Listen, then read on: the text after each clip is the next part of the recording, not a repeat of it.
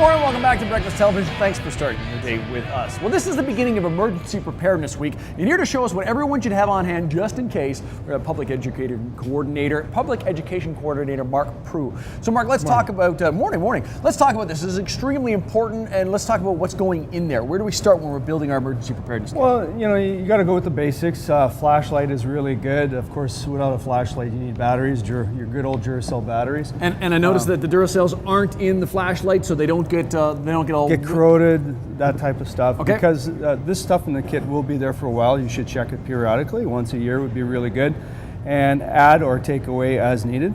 It also keeps me from reaching for it. Like I'm fixing it under the car. I'm gonna go find another flashlight because this doesn't do me any good unless it's in my. Just keep it in a plastic tub, out of sight, out of mind sort of thing until you actually need it. Exactly, it's there when you actually need it. Okay, so that's ready to go. Candles are important. They give off an awful lot of heat and light, obviously. These are specially made for emergency preparedness. They'll last you 8 to 10 hours. Okay. That type of thing. So the little tea light candles my wife gets from IKEA, they're not so good. Okay. Yeah, this would be a lot better.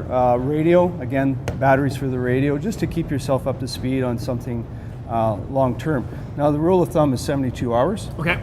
And make yourself a plan around that. So 72 hours means enough food for you and your family, water, those types of things, medicines you might need.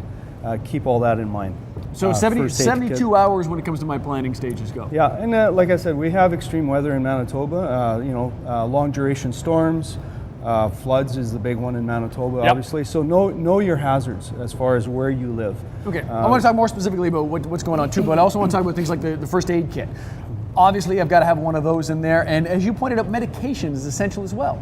Yeah, well, if you're a diabetic, you're going to need your insulin, so you got to make sure that it's access for you in an emergency. Okay, so that's part of your kit. Fire extinguisher, where you come from? You never know, so it's always good to have a smaller unit in there for the small spot fires in case. The granola bars I found surprising. Well, like I said, 72 hours. Surprisingly, food is heavy. And it takes a lot of space, so you want to try and minimize it so you have your most nutrition, but also easily accessible to eat. There you go, and it might be enough to keep the kids calm. Hey, have a granola bar and that'd be cool. Why the garbage bags? Well, again, you'd be surprised.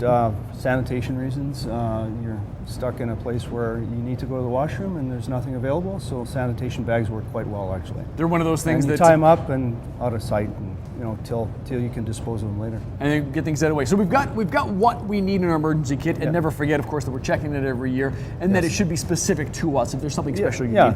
But I wanted to talk just to kind of open people's eyes about things. We mentioned things like flooding, but Winnipeg Fire Department has to deal with a number of different incidents. So we want to remind people about a few of the things that they do have to deal with things like a train derailment. That can be just as bad as any natural disaster. And we have two major lines going through the city with the two companies.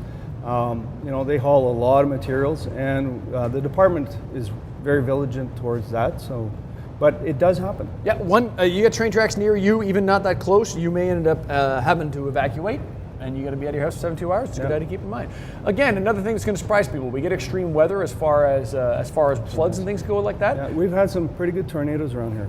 Some really good ones. So again, maybe not specific to Winnipeg, and we can't predict where they're going to be hitting, but we've had some smaller towns throughout Manitoba have been hit fairly hard by tornadoes. So one last one, just to remind everybody the importance of being prepared, even if you're not sitting near water, even if you're not sitting near trains. We've got a major airport, and disaster can strike anyone at any time, which is why we need to be prepared. Absolutely. If you want more information on putting together that kit and you want those tips again, it's all available through breakfasttelevision.ca. All the links are there. Good to see you again. Thank you. Be safe.